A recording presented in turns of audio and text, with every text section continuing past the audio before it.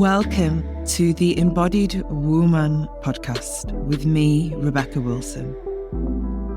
An embodied experiential space for you to drop deep into the wealth of wisdom within your being and activate a fuller, richer you.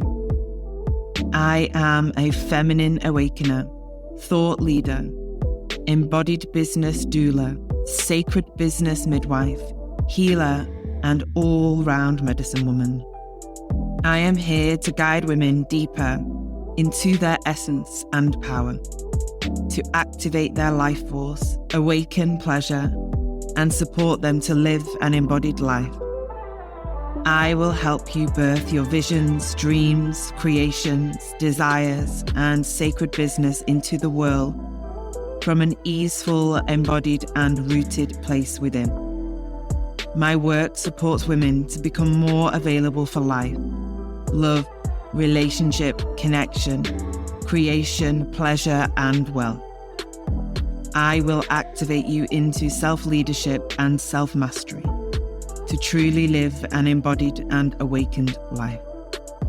Welcome on the journey, my love.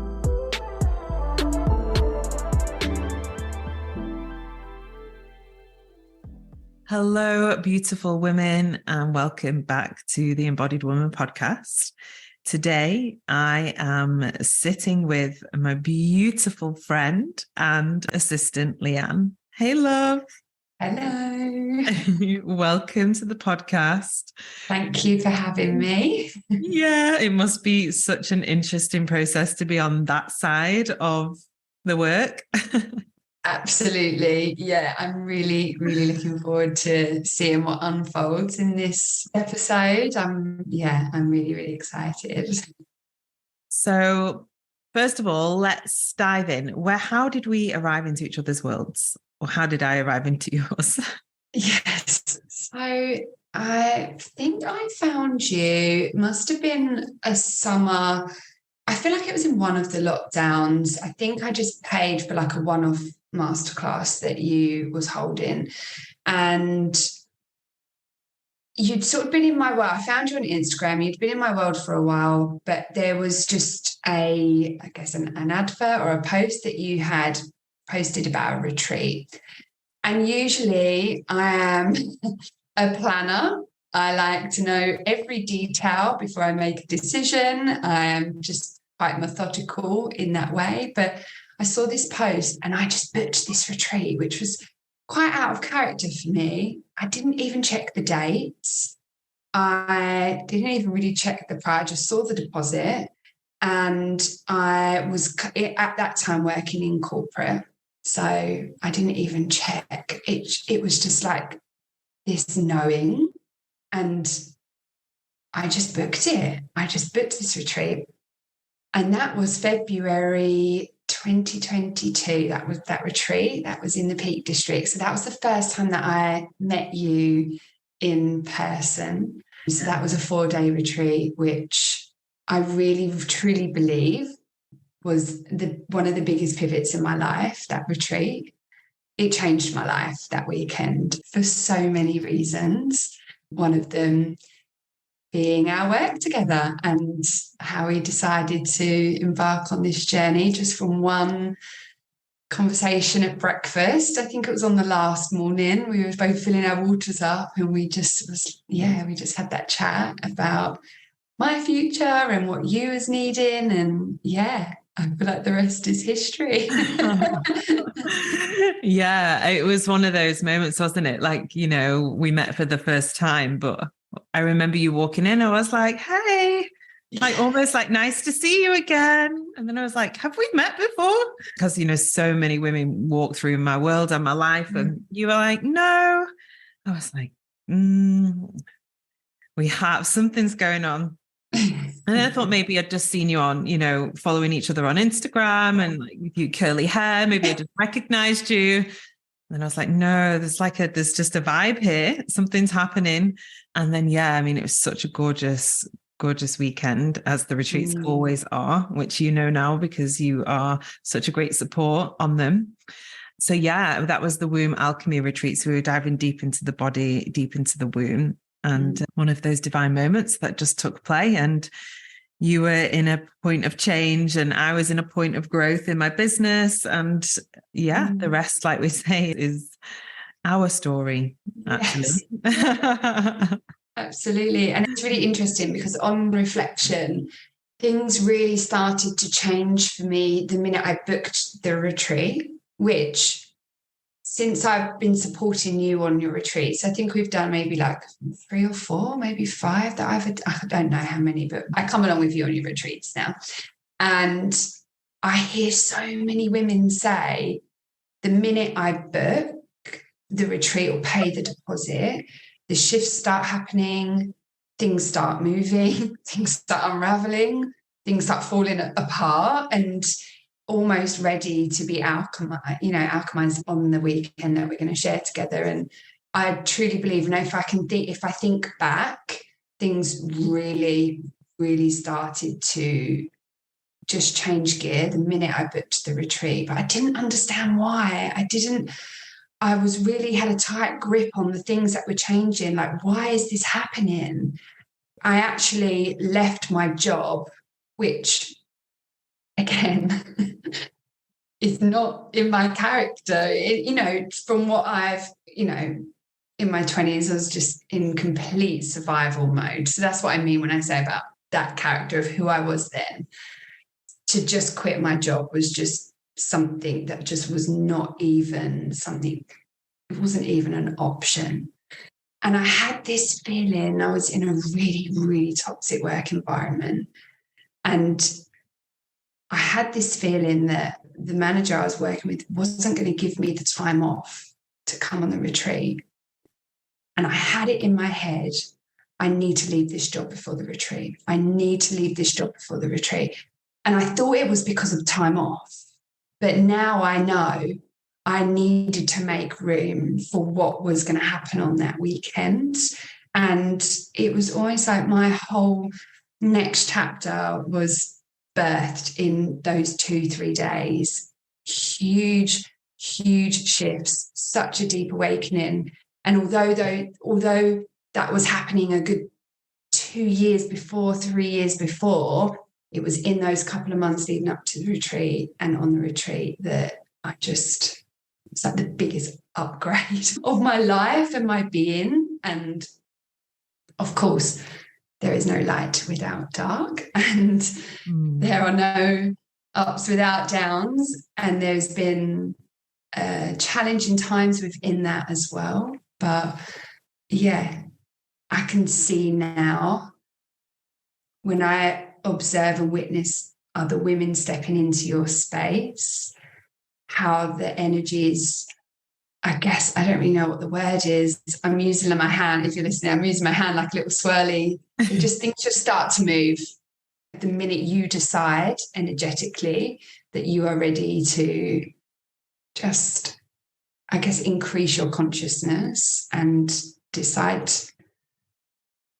to not sleepwalk through life anymore, ready to live life to the full. So yeah, it's been a beautiful journey for myself, but I'm also so grateful that I get to witness so many women that now stepping into your space and seeing the magic that happens.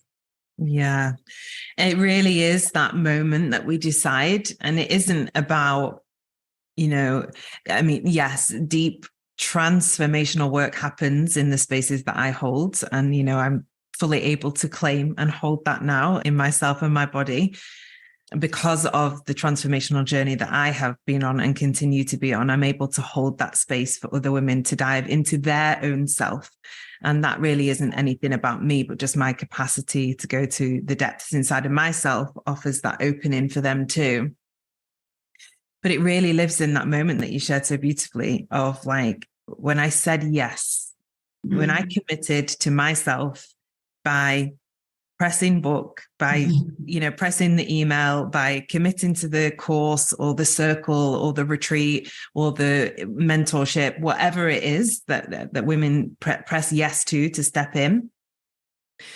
it's like on some part, however we want to feel into it, there it's like the soul, our essence, our nervous system, our body, our previous incarnations, every single cell in our body, wherever you view that reality from, everything just starts to move. And all of a sudden it's like, yes, like there's a part, almost like the divine spirit, whoever, he's like, she said yes. We're in for the work. And everything will shift the moment that we fully commit into it. And, I remember you sharing when you arrived on the retreat, like, I've quit my job. I think we emailed about that beforehand because you were like, oh yeah, I was worried about travel, but everything's fine now because I've left my job. I was like, oh, we're in for a big one. And it's like, it's so funny to me now because it's like, it's not the first time and it won't be the last. Women who email or arrive to the retreat like, everything's been crazy. I'm like, yeah. And they look at me a little bit shocked, like, did she know? I'm like, I don't know what's going on in every human's life on the planet. But what I do know is if you said yes to yourself, everything that is a no to that yes needs to shift and alter. Yeah. And the amount is like, oh, everything's been going crazy, or this massive process unraveled in the past few weeks before the retreat. I'm like, yeah, I know it. I hear you. You're in the right place. Welcome. Let's go into it.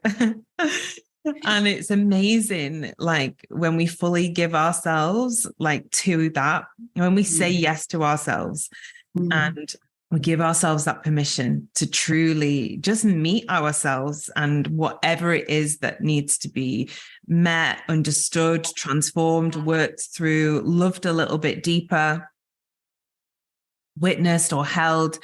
It's just really about giving it that space to be there and be present with it. And that is the transformation that begins.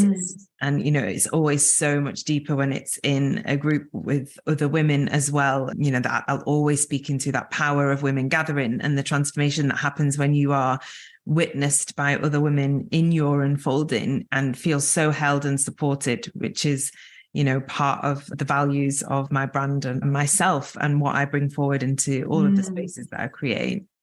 Yeah, I completely agree. It's almost like a surrender, like surrendering and loosening the grip on the should haves, would haves, could haves, and just allowing. And I think, leaving my career was 16 years. I worked in education, had a really rewarding job working with special educational needs, and that was what I thought was my path. And it was in that moment where I was able to surrender. It was like a giant exhale. It was like I could finally breathe and finally be myself. I felt like all my corporate life, I was just being made to be somebody else behave in a way that I didn't want to, I wasn't able to be myself in those moments. And going back to what you said about other women sharing, your retreats are so profound. And yes, you can do that work, if you do your courses or, if you did sort of any of your other offers, but on retreat, listening to other women is the most powerful medicine, because there is a general consent. We almost all have the same one or two or three, the same collective wounds, really, of I'm not enough, I'm not good enough, I will be left, I'll be abandoned. When you really, really drill down and dig deep, and that we're all holding the same core wounds as a collective. And I've seen firsthand the power of the women that step into your space. And I'm just absolutely in awe of just how powerful we are as women and individually, but when we come together is so powerful. Yeah. There's that real beauty of seeing yourself through the eyes of another, or seeing yourself in the eyes of another. And when we are in those moments in retreat where we're in sharing circle and we're connecting, and Every woman has her space and time. And not only are you listening to her and witnessing her and truly like being present with her, you then are simultaneously witnessing yourself and being held yourself and being fully with yourself, because there isn't the separation that we are conditioned to believe that there is. And when a woman is sat there and we've broken down the story and the narrative and then just got to the truth of the wound, which is, you know, it isn't, oh, this happened then, or they said this then, or it's like, I am so terrified of losing love. I am so scared that I am not worthy of receiving love. I don't believe that I deserve joy, you know. And yeah, because this happened when I was a child, or this happened when I was this, or this trauma, or these things impacted me, but it's what's underneath. And when that gets verbalized, everyone in the room is like, oh.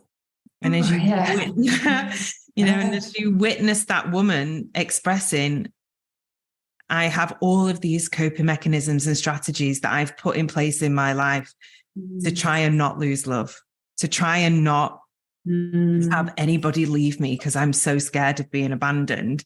We hear that in her because we hear that inside of ourselves. When she is brave and courageous enough to sit there and express that, you're like, thank you for speaking for me. And then again, every woman goes round and there's something, and there's just this field of resonance. You know, we really don't have the language or the words to truly describe how deep and potent that is, just to be in that space and to hear it, to feel it, to witness it, to understand it, to metabolize it, to have the space outside of everyday life, which is so demanding at these times, to just integrate your thoughts and your feelings and be just in that spaciousness that a retreat offers to have.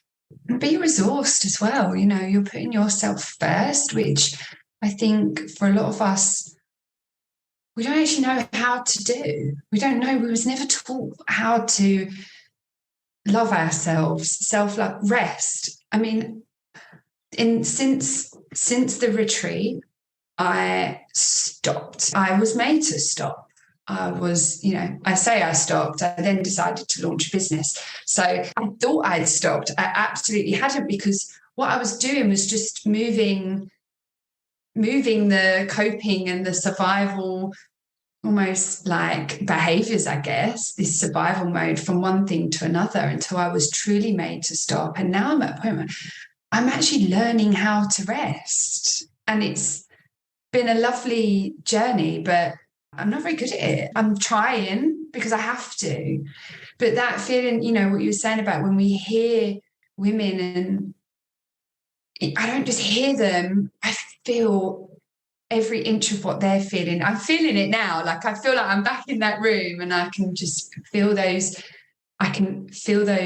shares. And I think especially around the abandonment wound, you know, I feel like that is something that gets talked about a lot on retreats. It's quite a common thread. And I would say that is the biggest lesson, or just the medicine that I've taken from my work with you. You know, bearing in mind, I've worked with you on this side and I've worked with you in your business. So I get to see both, you know, both sides of the coin.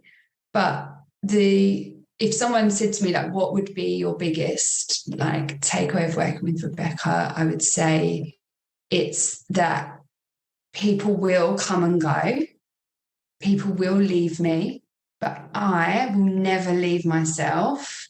And that has been the biggest changing point for me and in my psyche, that yes, of course people will come and go. Like, we can't control that, and relationships will always shift and change. But actually, if I love me, I won't lose me, because we're sticking together and I'm not going to abandon me. And like you said, that the stories that we attach to that, and, you know, to be able to sit, and don't get me wrong, I still have stories attached to my wounds. I don't think I will ever be able to completely unravel everything, but it's about having that awareness. I've increased my consciousness to be aware of the story that I attach. Yes, the feeling is real, but the story is not always true.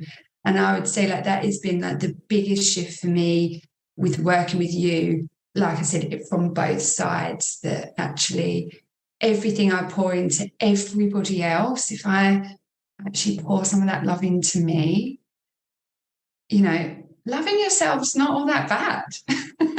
You know, that's been so alien to me. That has been so, how do I love myself again? How do I nourish myself? What does that look like? And I've had to go on a journey of self-discovery and figuring that out. And of course, with your support. And that it's not all that bad. It's great. It's great to love yourself. And it's actually great to love the bits that you don't love as well. You know, when I think about wounds and core wounds, I think, yes, the wound could be gaping open and really, really sore, but actually it can be healed. And it's just a bit of scar tissue. It's just a bit sensitive. I always think it needs a little bit of SPF. It just needs extra care. You know, like we would treat a scar on our body. You know, scar tissue can still be functioning. And that's the way I view it, is that, yes, I will always have these sensitive parts of me that I'm not sorry for. I am not sorry for, and they are a part of me. And that is, I would say, like the biggest shift that I've had in the last year, of just really coming into myself and loving myself. Yeah, so beautiful. It's that returning into the self, isn't it? And like, as you know, through the teachings that I share and the wisdom that gets poured through, is that, you know, life happens and we have these experiences and we're constantly pulled out of ourselves, or we leave ourselves, or we get on the train of that I need to be like this in order to be loved, or be like them in order to be accepted, or to truly belong. I must be like my parents said I need to be, and therefore I must squash down my authentic self. And I can't express myself in this way because that it means that I'll get shouted at, and shouted at means I'll, you know, be abandoned, or nobody will love me. And the stories go on. And to just come back to the self is the healing balm. You know, it's so profound and at times incredibly complex journey, but actually just truly quite simple. Just slowly returning back to the self, bringing the parts back. The parts that were told were not lovable, the parts that believed that they wouldn't be accepted, the parts that society has said is wrong or sinful, the parts that the family system deny because of their own inability to sit with those felt experiences in themselves. And it's like creating enough space in our awareness and our consciousness to recognize, I see that, I think that, but that isn't my thought to hold anymore. And so I release myself from the binds of society, culture, religion, family system. And I begin to work out, who am I here? And what do I believe for myself in this moment? And maybe a previous version of ourselves did believe something to be true because we gathered enough evidence around it along the way. You know, it's like that layer of the ego is like, well, actually, when this happens, I've got all of this evidence archived in the library of my nervous system and my body that will tell me A to B to C to D. So what strategy did I learn? What mechanism did I put in place in order to not have to go from A to B to C to D and to just stay at A? Connection, which is our primal need, over and over. We will, I think it's like 9 times out of 10 or 99.999 something percent, always sever authenticity in direction of connection, especially as children, because we cannot actually survive without our caregivers, because we can't feed ourselves. And so, right, you know about all of this. And so that, like, relearning yourself, you know, the most profound relationship you'll ever have, bringing back parts of yourself, learning about parts of yourself, and opening up that field of, you know, to truly love ourselves is sometimes to book that retreat. and to sit there deep in your pain. That is loving yourself. Working through your shadows, that's self-love. Meeting all the parts of you that resist to be met and holding them, that is self-love. This like, even to love the parts that are unlovable, it's love, because that is the true form of like, returning to our wholeness and loving all different parts of ourselves, especially the parts that we've been told to abandon and deny, because those are the parts that are crying out for love the most, which is why they're on like cycles of looping and repeat in our body and our nervous system and our mind and our thoughts. And they are just recreating our reality over and over. They're the lens that we see life through.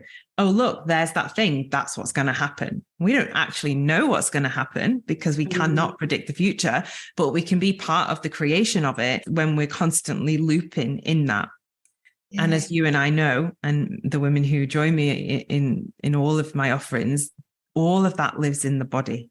Yeah. It lives in the nervous system. It lives in our somatic body. It lives in the fascia, in the tissues, in our organs, in our cells, these imprints of time.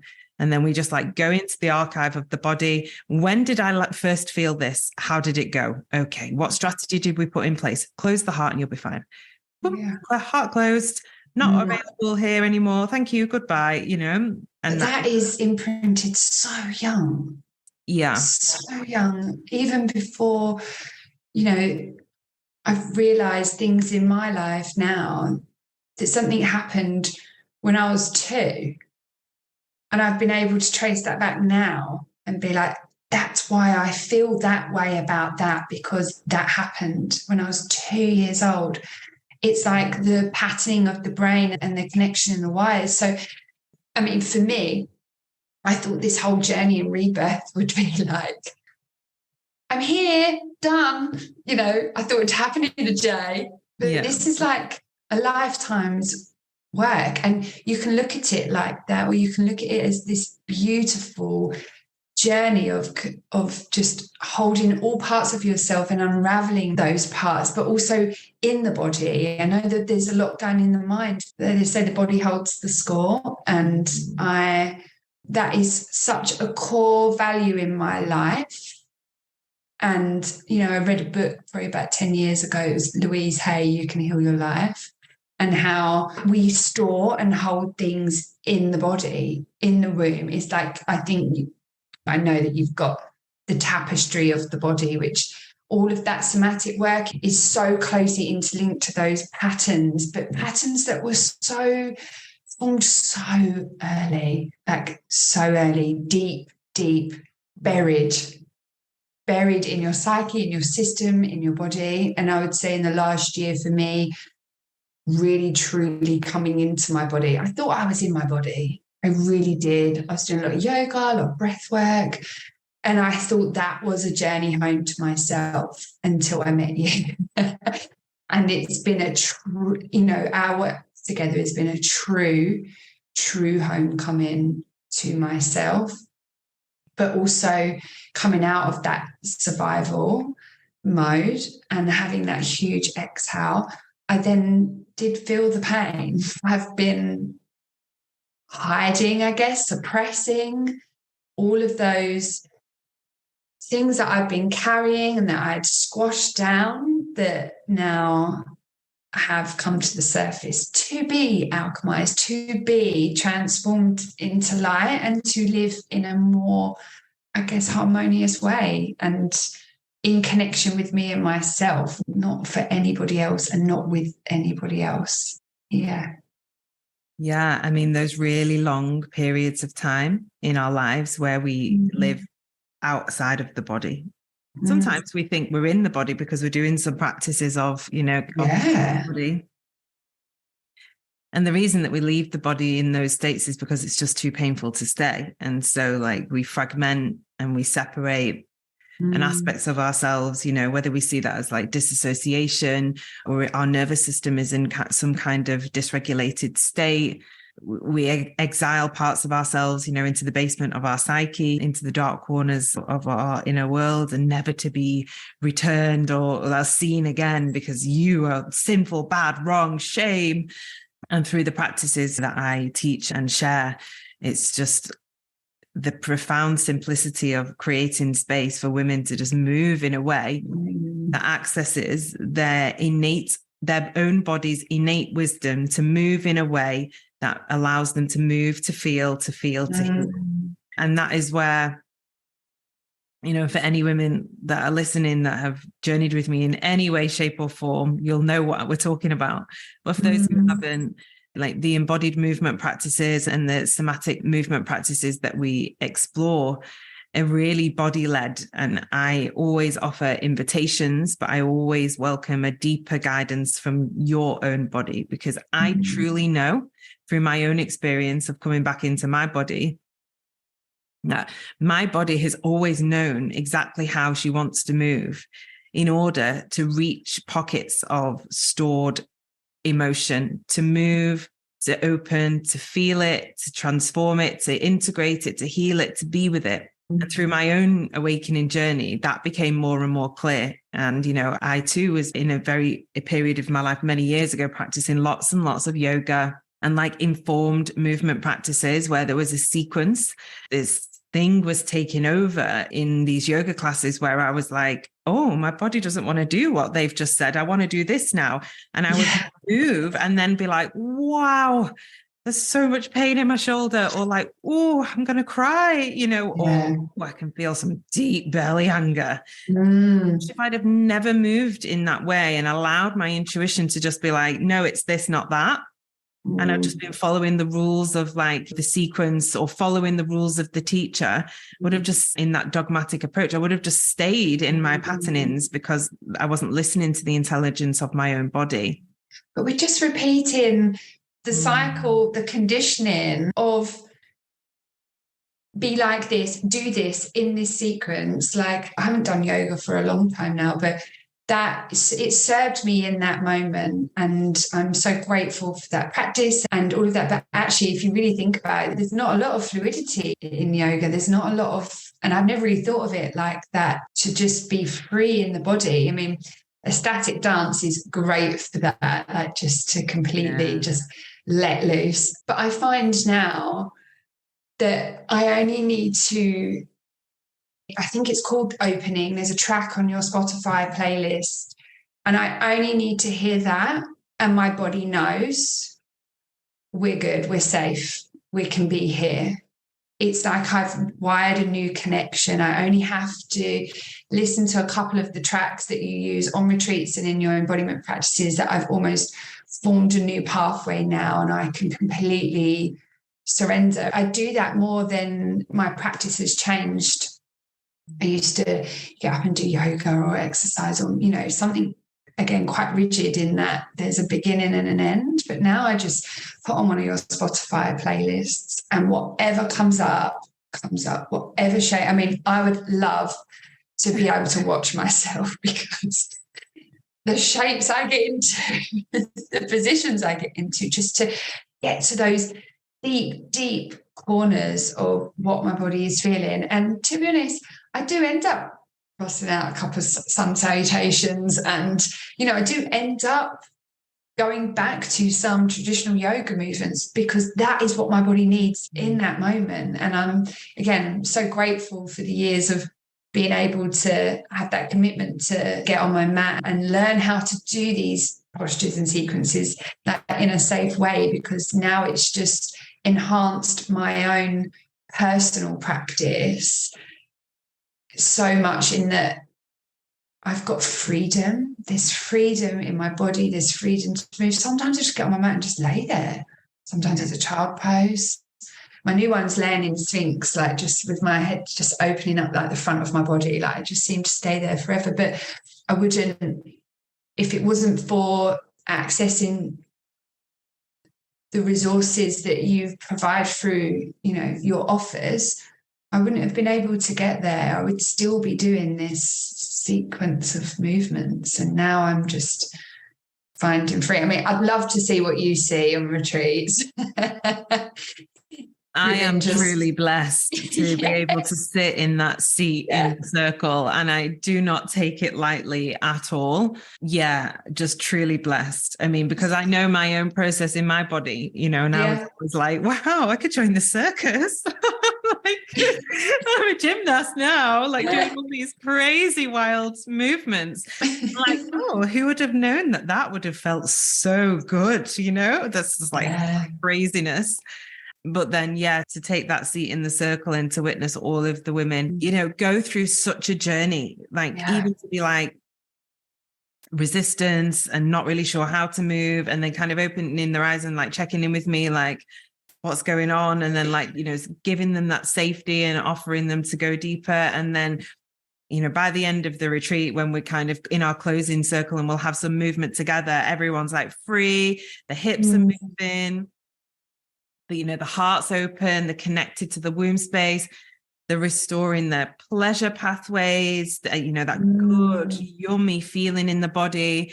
These once like dried up, frozen parts of their system are now like lubricated with that like feminine fluid, like elixir of life, which is just our birthright. This is what we are doing. We're just returning to that, which is our truest nature. That feels so good. And I feel like, for those who are listening, that I support Rebecca on the retreats as an assistant, but I also take part in the practices as well.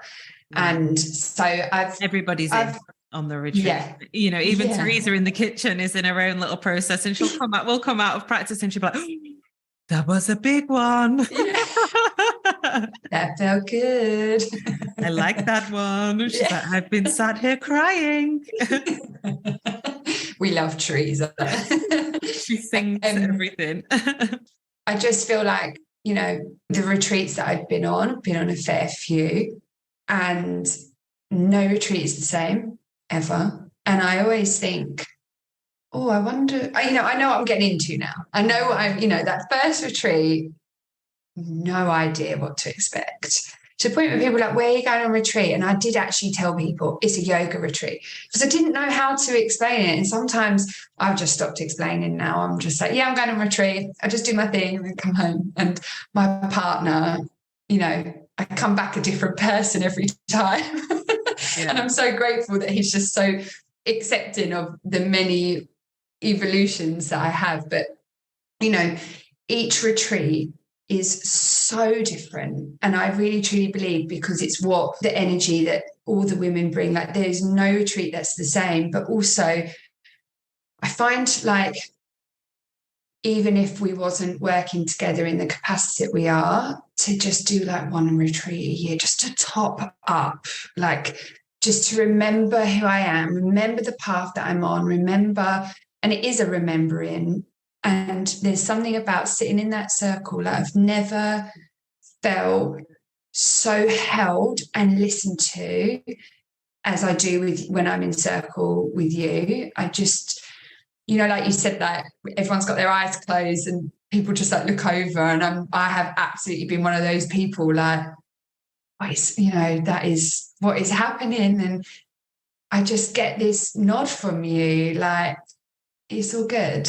You're all good. And I know that my journey is mine. It's not yours, but you just bring this, you hold me while I hold myself. I think that's what I'm trying to say. Like, the transformation is me, but you just hold the space and hold this safety in the group that allows me to go to those places that are joy, that are pleasure, but actually there is grief there, and there is, it's a whole 360 of emotions. And again, another thing that I've learned from working with you on both sides, again, is just to have a human experience. I think we're so, and I know we've spoke about this recently, we're just showing the highs all the time. There's just such a feeling of fatigue in the online space of everybody just showing their best bits.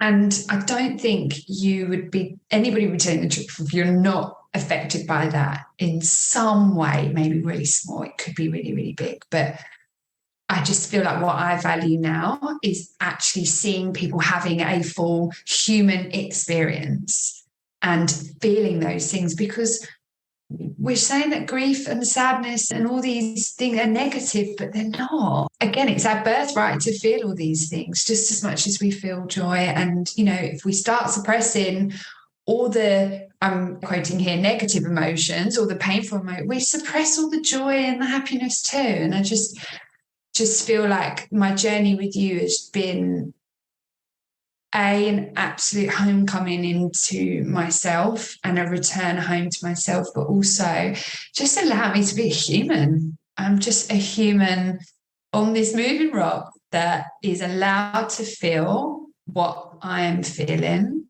And I have created a life now in the last year and a bit to make sure that I have tools in my toolbox and a support system and my practice, that discipline and the resources to allow myself that human experience, whatever that looks like. And yeah, I'm so grateful. I'm so grateful that I found you and I booked that retreat and all the things that have been birthed from that retreat. I mean, I think we'd need another podcast episode because it's wild, but it's been such a transformation. And honestly, I know I got to where I am because of me, and I do know that, but equally, I wouldn't have been able to do that without you and your work. So thank you. Thank you so much. Thank you, my love. I am so grateful for you. And I do feel like a part 2 is up and coming, where we can explore, what is birthed from the journey of truly saying yes to yourself. Thank you for your time and for sharing yourself and your journey with me and with all of us. It's just an honor and a beauty to witness you sharing yourself in the world from that initial saying yes to yourself. Yes. Thank you so much. Thank you. My cheeks hurt. I've been smiling so much. It's been so beautiful to reflect. I think, I feel like I personally can be quite hard on myself. So to have an invitation like this to actually really, really talk about the journey and really how far I have come, I'm really, really grateful for the opportunity. So thank you. Thank you, my love. So stay tuned for part 2 whenever it's born. And sending so much love to everyone who's been here with us and shared this conversation and had a little snippet of a window into the world that we're co-creating. And sending big love to all. Have a beautiful, beautiful day. Hey, love. I'm dropping in here to welcome you to join us in our online community membership, The Village. I created this space for women to gather, to return to themselves, to deepen the connection and the relationship with self, whilst held in a community of like-minded women walking the journey and the path of their own awakening.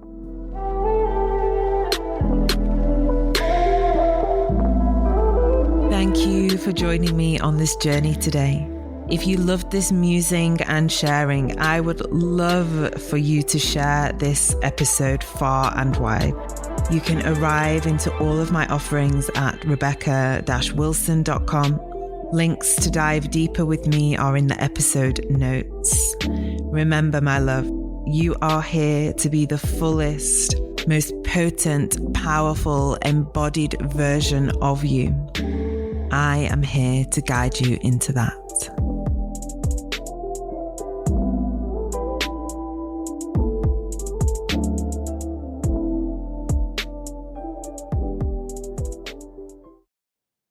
Hey, love. I'm dropping in here to welcome you to join us in our online community membership, The Village. I created this space for women to gather, to return to themselves, to deepen the connection and the relationship with self, whilst held in a community of like-minded women walking the journey and the path of their own awakening.